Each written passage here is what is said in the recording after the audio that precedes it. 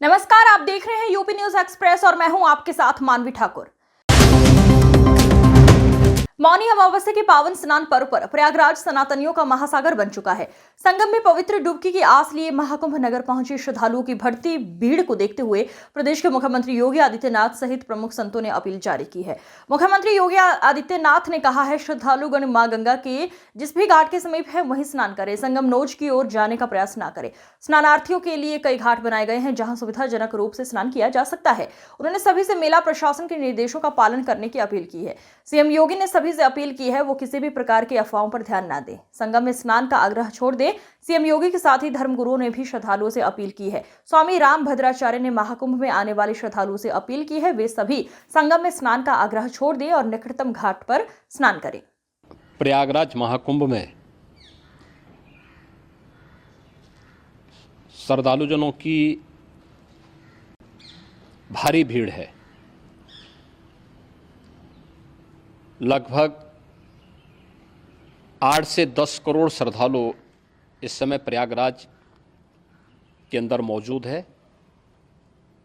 कल भी 5.5 करोड़ श्रद्धालुजनों ने महाकुंभ का स्नान किया था। ये जो भारी दबाव श्रद्धालुजनों के कारण और श्रद्धालुओं के संगम नोच पर जाने के कारण वहाँ पर एक बना हुआ है, लेकिन पूरा प्रशासन मौके पे वहाँ मौजूद है। रात्रि को 1 से 2 बजे के बीच में अखाड़ा मार्ग पर, जहाँ पे अखाड़ों के अमृत स्नान के दृश्य से बैरिकेड्स भी किए गए थे, तो बैरिकेड्स को फांद करके आने में कुछ श्रद्धालु गंभीर रूप से घायल हुए हैं। उन्हें तत्काल हॉस्पिटल में पहुंचा करके उपचार आदि की व्यवस्था उनके लिए की गई है। उनमें से कुछ श्रद्धालु गंभीर रूप से घायल हैं।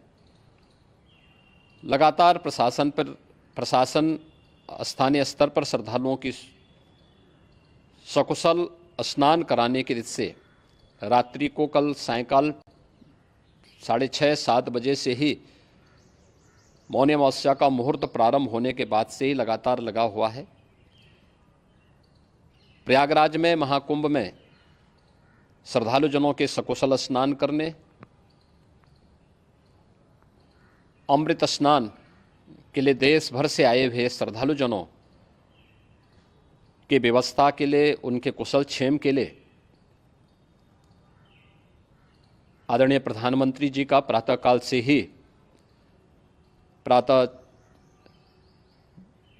से ही उनके लगभग 4 बार प्रधानमंत्री जी ने हालचाल लिया है। माननीय गृह मंत्री जी ने, माननीय राष्ट्रीय अध्यक्ष भारतीय जनता पार्टी श्री जेपी नड्डा जी ने, माननीय गृह मंत्री श्री अमित शाह जी ने भी, और प्रदेश की माननीय राज्यपाल श्रीमती आनंदीबेन पटेल जी ने भी लगातार जानकारी लेकर के सभी के कुशल क्षेम और सकुशल स्नान कराने के बारे में निरंतर रिपोर्ट ले रहे हैं।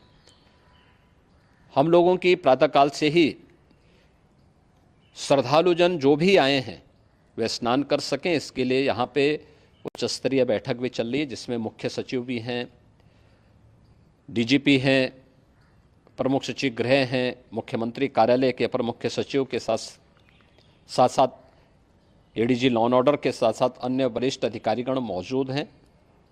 प्रयागराज में हालात वर्तमान में नियंत्रण में हैं, लेकिन भीड़ का दबाव बहुत बना हुआ है। अखाड़ा परिषद से जुड़े हुए पदाधिकारियों के साथ मैंने स्वयं भी बातचीत की है। आचार्य महामंडलेश्वरों से भी, पूज्य संतों के साथ भी मेरी बातचीत हुई है, और पूज्य संतों ने बड़ी ही विनम्रता के साथ इस बात को कहा है कि नहीं, श्रद्धालु जन पहले स्नान करेंगे और फिर जब उनका दबाव कुछ कम होगा और वे सकुशल वहाँ से निकल जाएंगे, तब हम लोग स्नान करने के लिए संगम की तरफ जाएंगे।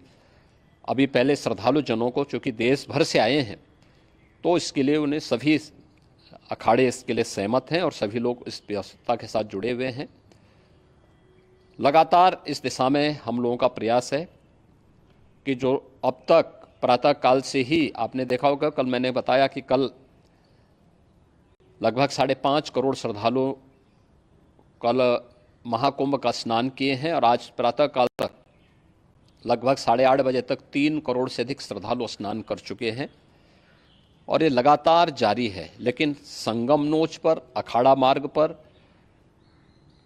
नागवासुकी मार्ग पर लगातार दबाव बना हुआ है और वहाँ पर श्रद्धालुजनों की सुविधा के लिए भी हर प्रकार की वहाँ पर प्रशासन पूरी मुस्तैदी के साथ लगा हुआ है। और इसीलिए मेरी अपील है पूरे प्रदेशवासियों से, पूरे देशवासियों से और सभी श्रद्धालुओं से भी, सभी पूज्य संतों से भी कि अफवाह पर कोई ध्यान न दें, संयम से काम लें। ये सब आयोजन सभी लोगों का है। प्रशासन उनकी सेवा के लिए पूरी तत्परता के साथ लगा हुआ है। केंद्र और राज्य सरकार पूरी मजबूती के साथ वहाँ पर हर प्रकार का सहयोग करने के लिए तत्पर है। लेकिन कोई किसी अफवाह पे ध्यान न दें। कोई भी व्यक्ति नकारात्मक अफवाह फैलाने का प्रयास करेगा, उस प्रकार से नुकसान हो सकता है। और जहाँ पर हैं आप, लगभग 15 से 20 किलोमीटर के दायरे में अस्थायी घाट बनाए गए हैं, उसमें कहीं भी वे स्नान कर सकते हैं।